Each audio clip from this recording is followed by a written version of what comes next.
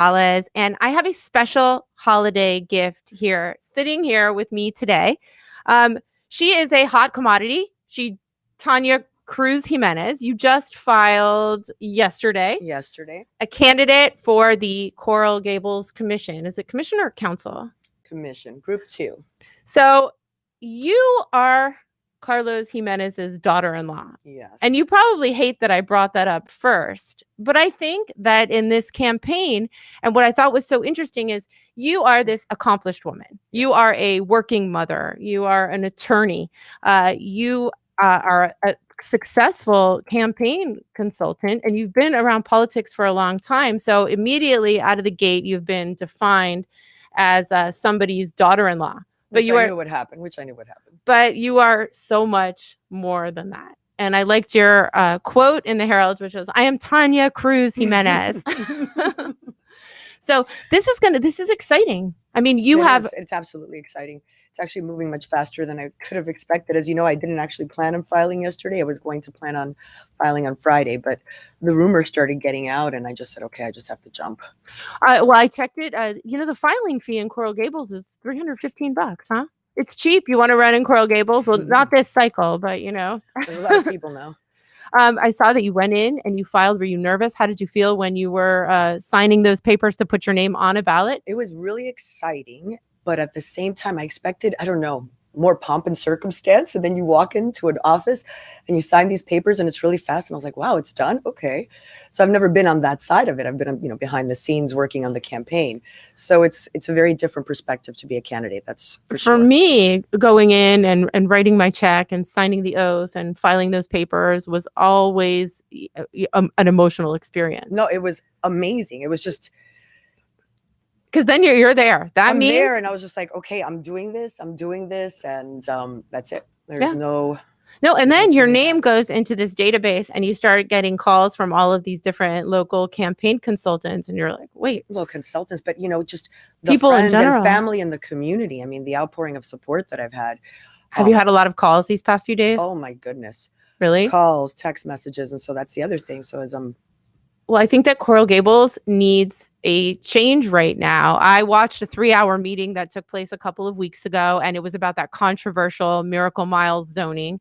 And one thing that everybody in that meeting, and I think there were 280 residents that attended that community meeting in Coral Gables, they kept saying, hey, you're not informing the community. So right now, Coral Gables needs a resident voice, and you are a Coral Gables resident, obviously, and you live a few blocks from Miracle Mile. Yeah, a few blocks from Miracle Mile.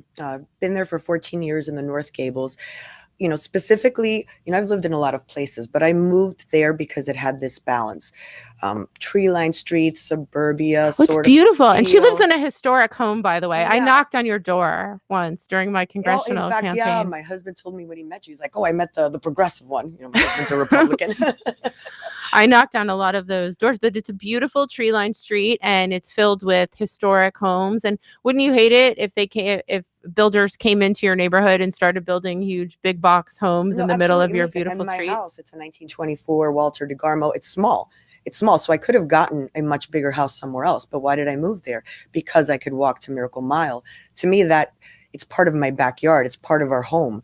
So what happens on Miracle Mile directly, reflects, on your quality of life, or directly affects your quality of life. It was interesting. During that hearing on Miracle Mile, a lot of people kept saying, well, this is a commercial center. There are not a lot of residents living there within walking distance, but that's just not true. That's not true at all. I mean, how many blocks are you from Miracle Mile? Maybe 7 or 8 tops. Yeah. So, and a lot of people, so you guys, if you go out to dinner, will you take a car or will you walk when you go? It depends, but we walk a lot. When it's during the day, we generally walk with the family or with the dogs. If it's at night, frankly, we don't even do dinners so much. It's really lunches. Because you have 2 small children. We have 2 small children. And so I used to work in downtown, actually. So, I'm part city girl, I'm part island girl since I lived in Hawaii. But I love living in downtown, the big buildings and everything. But I loved Coral Gables. But about 3 years ago, because of the development there, the traffic started getting out of control. And like gridlock. Yeah, the gridlock. And you know how the bridge going up and down on, to get into the Brickell area. At one point, it had broken. And I remember it was stuck at 8 a.m, and I had to leave the office at about 11:30 to attend my daughter's kindergarten preschool recital. She was dressed as a pilgrim, so she's about 5 years old. So cute. And so it was at 12:30. So, I should have had ample time to get there within an hour.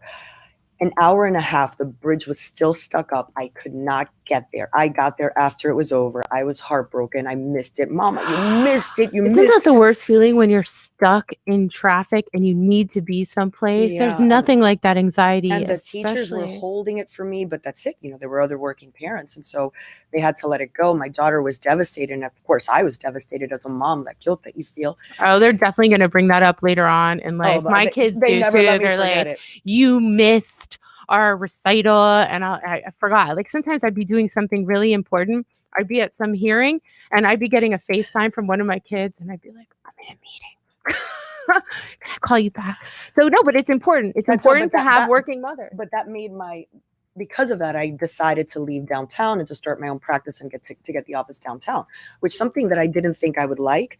I wanted to have the city, but in terms of the decision I made, I've never looked back. I love being there. So right now, 90% of our life is really centered right there. So your office is in Coral Gables, Mhm. and It's your on children go to school. At Coral Gables Prep in the public school on Minorca and Ponce. So we live on Minorca. So blocks down is Minorca and Ponce, the girls' school, and on Sevilla is our. Well, that makes it so much easier. Can Of they walk course. to school by themselves, or do you? I'm not ready. How for old? that. How old are they again? 8 and 11. 8 and 11. One great thing about being a working mother serving in local government is that you really can be a liaison between the PTAs and the school board, and you understand what's happening, because so many times you have a bunch of men sitting on a dais, and some of them might be fathers, but they're really not participating They're not in a way. engaged in the way that a mother. No, is. I don't there's want to speak for every single father, but generally the mother's job is a different job. Yeah, there's nothing like, being the mom. At the end of the day, you are responsible, for the lunches, and you are talking to the other moms. You're probably the one who more. thinks about healthcare. You're the one who thinks about safety, about all of those issues, about education. And so absolutely. No, it's important, especially now more than ever, because the school boards are underfunded. A lot of municipalities have been funding different programs in the schools. And in Miami Beach, for example, we worked with our PTAs, and we fund school nurses in every single school. I don't know if you guys have that in Coral Gables, but that could be something that you do. We funded an international baccalaureate program so that in Miami Beach, all of our students that can graduate they start in a feeder school, an elementary school with IB. So if you get on this commission, you can really work with those PTAs and make a huge change working with the Absolutely. school board. And the school board's delighted, because a lot of times they want to do stuff and they just don't have the funding to do it. But a place like Coral Gables, and I don't know what the budget is in Coral Gables, but I feel like you guys are a pretty wealthy municipality, right? Absolutely. But at the same time, we have, economic issues that we have to deal with on the long term because of the pandemic and the closures. True, but I mean, you guys your tax basis has grown so much over the past few years with these massive buildings, which I really dislike. I got to tell you. And they're all the same style. They all look quasi like Nouveau Spanish Mission. And what's interesting about those buildings now, though, because of the pandemic, it's really changed the landscape of everything. So how many of these business owners that have very, Class A office space have said, I don't really need 10,000 square feet. The vast majority of my staff and my employees can work from home. So a lot of these buildings. Are they office buildings? A lot of those buildings? A lot of them in the downtown, the big ones, are office buildings, or they're mixed use. Well, you're going to see that a lot of those buildings will be converting possible to residential uses in the future if they possibly can. They might not be able to, though, because you have to have like kitchens, and I don't know if those offices come equipped with that. Whatever happens now on a going forward basis, when they were thinking about rezoning and starting to look into it, it was in 2018. That was pre-pandemic. But the world changed it to happen, but it has. And so we have to deal with the realities of the landscape that we're in now. And so right now, as we are talking about the future of Coral Gables, Miracle Mile, of just Coral Gables writ large, we have to think about all of these factors. We have to think about the impact the pandemic had on safety, on schools, on businesses, on our tax base, because if these businesses are closed, our taxes are subsidized by those businesses, as are our general services. It's a huge problem that people don't realize, is that most of the taxes that are charged are commercial buildings. And a lot of these buildings, because they're empty or people are not paying their rent, they are going back to the tax. They're getting their properties reassessed this year. So for the next year, I think municipalities, at least in Miami Beach, we're going to see a huge reduction in our tax basis. And I'm wondering, I don't know how that works in Coral Gables. But one thing that I find is people want to control the density. I don't know if planning and zoning in Coral Gables is keeping track of the amount of units that have been built over the past 3 years, but I think it needs a master plan at this point. And you have to say, okay, we are putting a cap on the amount of new small, rental units. I mean, I don't think there's a plan. You could tell that there was no plan. Listen, it's ad hoc, and they're trying to deal with one issue here and one issue there. And I understand perhaps that was the appropriate approach at a different time. But right now, I think an article that I read by Andres Vigalucci, 11/28/2020, I think the last count was 37 storefronts that have been shut down. Okay. On Miracle Mile or just throughout the city? I believe it was Miracle Mile, according to this article. And gosh, and it's horrible. And I saw it happening. It was happening already before the streetscapes. For example, Tarpon Bend closing down. That had nothing to do with the pandemic. That was the streetscaping project. 2 years, $25 million later. I loved it in the sense that, it opened up the sidewalks and now we had more outdoor dining. I'm very big on outdoor dining. But the work was kind of shoddy. It took a long time. And how many businesses closed as a result of that? No, and it's hard. My former son-in-law actually has a restaurant on Miracle Mile, a popular Italian one called Fratellini. Oh, I love that one. And I'm sure, I don't know if have you ever met him, Beto? He's really cute. Not sure. I had a very cute son-in-law. But the father was good looking too. Anyway, he is, he's still open, but I'm sure that he has struggled tremendously. I think that streetscape was stupid because you reduced the amount of parking that you had. I mean, I think you had a lot more parking before. I understand the beautification aspect, but sometimes you think that reducing parking, nobody wanted to valet. The beauty of Miracle Mile was kind of pulling up and getting out of your car. Now that it's here, look. Now you've got to deal with it. Listen, and there were pros and cons. The traffic issue, the parking issue is definitely an issue. But at the same time, now that it's bigger, for example, because I lived in New Jersey, we could only go out about 3 months of the year because it was too cold. The elements didn't permit it. So I'm the weirdo that in July, I actually sit outside and eat. I enjoy it. I don't mind. Yeah, I'm used to the heat. So most people didn't like that. But now with the pandemic, I mean, they are recommending that you eat outside. And so if you don't have that ability, if you didn't have these large sidewalks, how many of those businesses, the ones that are remaining, by the way, would be able to, to keep open their doors? So, so I understand why they want to make a change in Miracle Mile, because they feel like there's not enough foot traffic, and it's almost like you want to build a little bit of residential over these businesses so that you activate the street and you have people walking. But I think that the fear in the community is that you're going to get those massive structures like they've seen everywhere else. And I think that the community just wants somebody who's really going to advocate for the residents. I heard a lot of resident activists who said again and again, especially the head of Sue, and she's the head of the Coral Gables Neighbors Association. She kept saying, I am not against development. I just think that they're worried that it's going to be runaway development. And it seems like a lot of people are saying the same thing, but for whatever reason, there's skepticism, or they're afraid that these developers are going to swoop in and then build these massive buildings. So how do you feel about this? Okay, so let me begin with this. I agree with Sue. I'm neither pro-development or anti-development, or pro-preservation or anti-preservation. I'm a balanced person. Not you have to be pro-preservation. No, but I'm pro-preservation. So let me just say, I am not a person that's going to say you cannot build anything. Okay. You cannot build anything. You cannot have a commercial corridor, because I don't like any traffic. You don't want to be radical. Okay. I'm not a radical one way or the other, one extreme or the other. Development is important, but smart development, as is preservation. And we have to keep the characteristic of Coral Gables as Coral Gables. It's not downtown. I don't want to live in downtown. If I were 20 something, yeah, I would be, one of those condos would be cool, but I'm not. I'm a 45-year-old mother. I have 3 dogs. I want my house and my backyard. You want to be on a tree-lined street. You don't want to be, because I will say when you overbuild and you have a lot of rental units and you have a lot of transient people, you will see that it will become dirtier and crime will increase. And I don't think that these municipalities are going to have the budgets to keep up with the amount that they're building, especially the traffic. People, when you say transients, people are not invested in the community. And one thing that I always knew, but like these past few weeks have really demonstrated to me, is that the people in this community really care.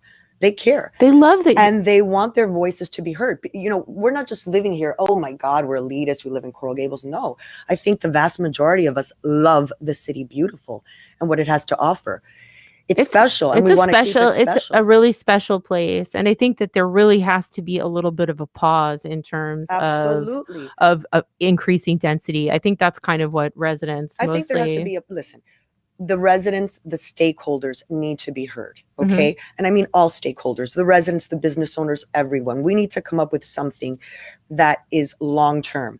If we're at an inflection point right now, because of all of the things that have happened, because of all these businesses that are closed, we can really do something that's interesting and that will solve or foresee whatever these issues are. Not that you can foresee every problem in life, but that you can really take a lot of them into account and plan with a strategy so that do not have 2 years, $25 million later, you have the streetscape, the businesses that survived, then hit a pandemic and then they close. And then you have another discussion. Well, we should, let's just keep building. Let's renovate Miracle Mile. Well, what did you just do 2 years ago? So if we're going to do it, a lot of businesses are out right now. Well, let's do it in a way that we know the community wants, that'll help our community and that'll benefit the community. But again, why are people not going to Miracle Mile right now? I mean, I know that Roman Jones just opened a really cool place called the Gramercy. Yes, I haven't been there. We have to go there for a drink. Absolutely, I heard it's great, and I'm hoping to go, within the next week. But okay, Gramercy just opened, I think. But people aren't going. Why is that? I mean, why are these restaurants like Ortanique? That was an acre. Well, the pandemic, they were just closed. And then because they were small inside, you had these, the requirements. So it was the construction plus the pandemic that just put them over there. So if a lot died during the construction or right after the construction, like Tarpon Bend, because at that point they had all this pain, in terms of, lack of business, construction, etc. They invested all this money in the restaurant, and then what happens? The developers shut up the rent, and then they couldn't deal with it anymore. Well, so that really is a problem that we're having, because a lot of large corporations are coming in and buying these buildings in large REITs, and they use a tax write-off if they can show a tax write-off if it's empty. So a lot of these developers just will buy the land and hold on to it until they can change the zoning to resell it, and they don't necessarily care if they have a loss in short-term rent, because they know that they're going to change the zoning and make up the profit later. And the question is, what can we do, or what can we do in local government to combat that? And it's difficult. I'm not going to tell you I have all the answers. Right now, and I say yet. I don't have all I'm so excited that she's running. By the way, you are such a dynamic woman. From the first time that I met you, I just, you're admiration. Yeah, I mean, you're charismatic. You have a strong personality. You're so smart. I mean, I feel like you'd be such an asset to Coral Gables. How are you going to, okay, so your election is in a few months, and you have not necessarily, you can't really, I mean, you're going to have to go out and knock on doors. Are you not? Absolutely. Of course. Absolutely. Yeah. When are you going to start? January. Well, the actual knocking on doors, January 3rd. I don't think it's appropriate to bother you on Christmas, and knock on your door. See, I would have been there with like a candy cane, but I guess these are different times in COVID. Yeah. But I'll be basically raising money and just meeting different stakeholders in the community right now.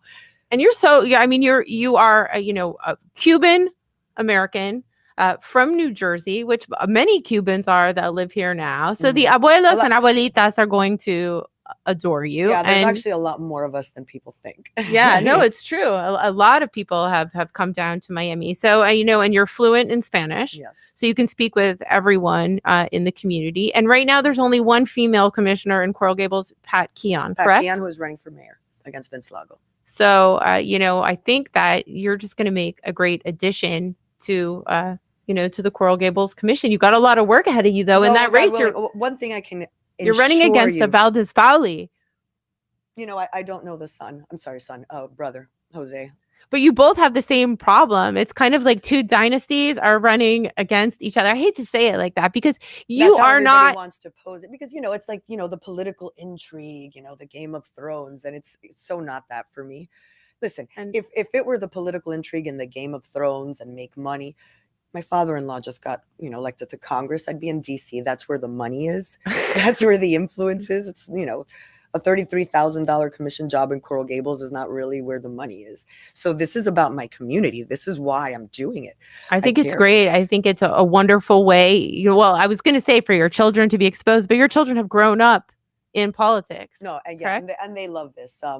My little one, the 8-year-old, initially she was very shy, some years back, but this year she's just come out of her skin and she's become quite the campaigner. Oh, really? So she was quite excited. She's going to be out there with. And then my 11-year-old is very progressive, so she's excited about the environmental issues, sustainability.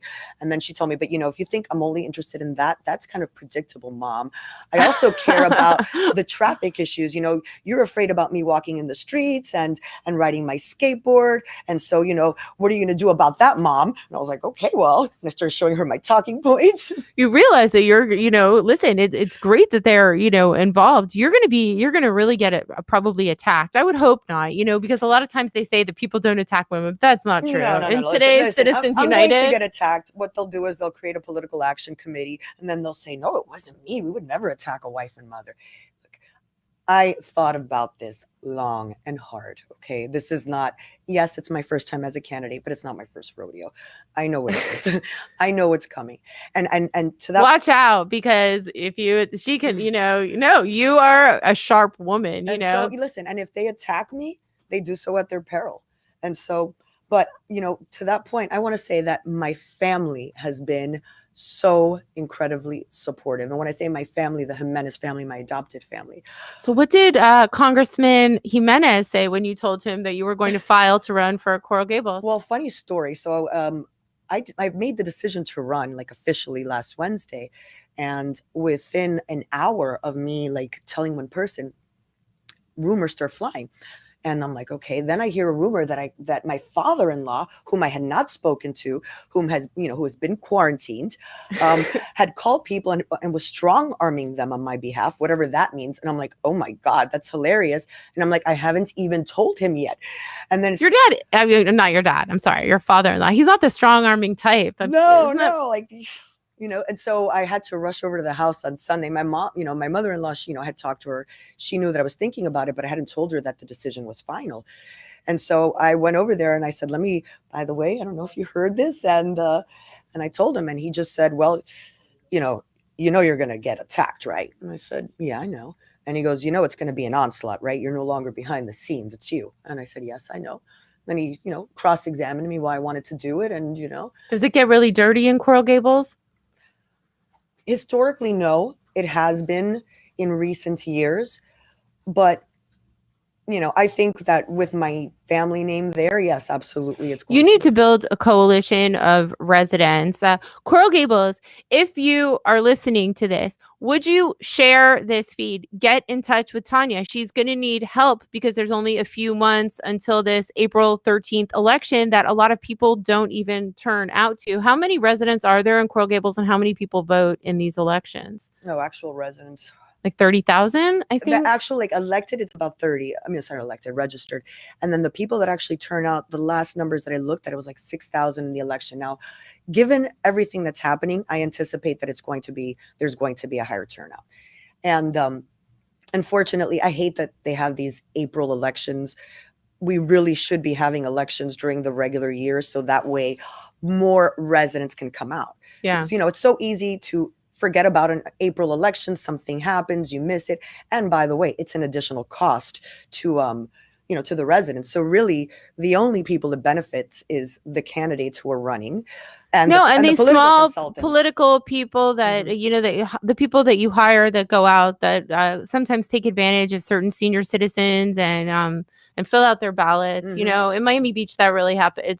It's 10,000 people that vote in a city with 45,000 registered voters. And they were unable to fill out those ballots in a large election. So we were able to win this referendum recently as political activists, but we wouldn't have been able to do that in a regular election because there's a block of about 2,000 votes that kind of swings the election. Absolutely. And I wish it wasn't so, but it's politics and all is fair in love and war. But listen, like I said, I walked into this thoughtfully. And so I know that I'm putting myself and my family, and not just the Gimenez family, but my children. You really need to get the women from Rise Up Florida involved in your campaign too. Have you spoken to them? There's a group of Democratic women that will. I need to they're meet them then. Lovely, and I'm going Maria Bordes, and there's some. They were great. They helped me during my election campaign, and they were out for Daniela knocking on doors. I know that you supported Daniela Vincava. I read it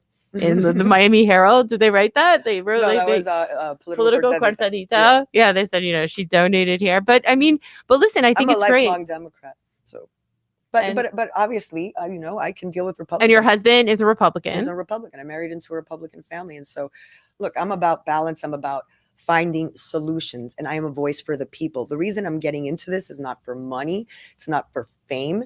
It's because there is a problem, and I want to work with a community that I'm part of, that is at the very core of our family, to get these issues resolved.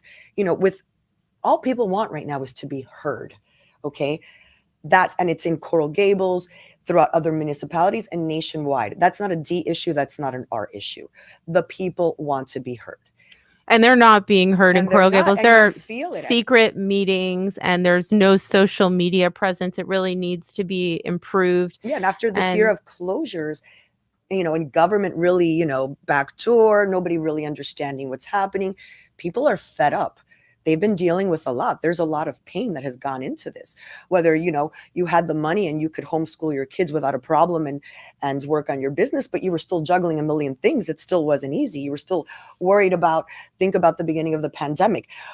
Was the food that you were delivering tainted? Was it? Oh, it was horrible. At the beginning, I was hand sanitizing 20 times. I was trying not to touch my face. To figure out that online, system to homeschool, trying to do your work at the same time. No, and it's still stressful now. Like 3 different people called me today and said, are you going to get vaccinated? And I said, yeah, I am going to get vaccinated because I don't, first of all, I'm probably going to be last on the list to get the vaccine, but I don't want to discourage somebody who probably should get the vaccine from getting it. So, I want to be, proactive. And I think that we're coming to an end of this nightmare.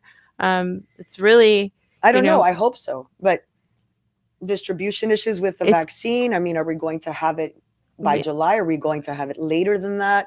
And there's this other issue that I wanted to bring up before we wrap this up. The Wawa issue. I keep seeing it. There was a piece of land while Jimmy Morales was county commissioner that he had transferred to a homeowners association for $10. And that land was slated for affordable and workforce housing. Yes. Right. And it is in the Bohemian part of the community. Is that in Coral Gables? Is that why? It's known as the Black Grove. Okay. So it's the Black Grove. And but it's part of the Gables, but it's known as the Black Grove. So why is this so controversial in Coral Gables right now? What role is Coral Gables playing in it? And I know that they want to put a gas station on it now, and this homeowners association is in charge of it, and they have some deal with the Wawa's developer.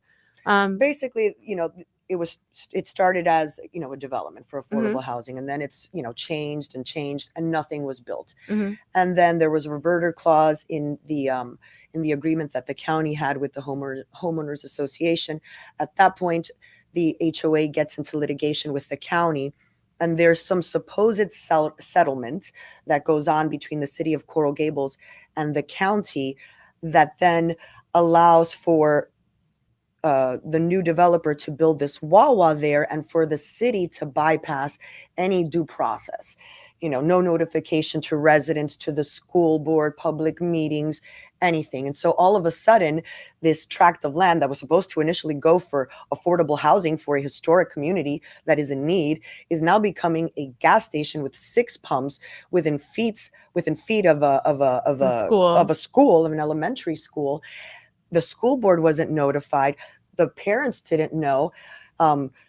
There's potential, toxic impacts from the gasoline, alcohol, the junk food, No, the but traffic, more the importantly, safety. it's not supposed to be a gas station No, that it's not. somebody's getting for who knows how much money they're paying. And I heard that there was very little public benefit.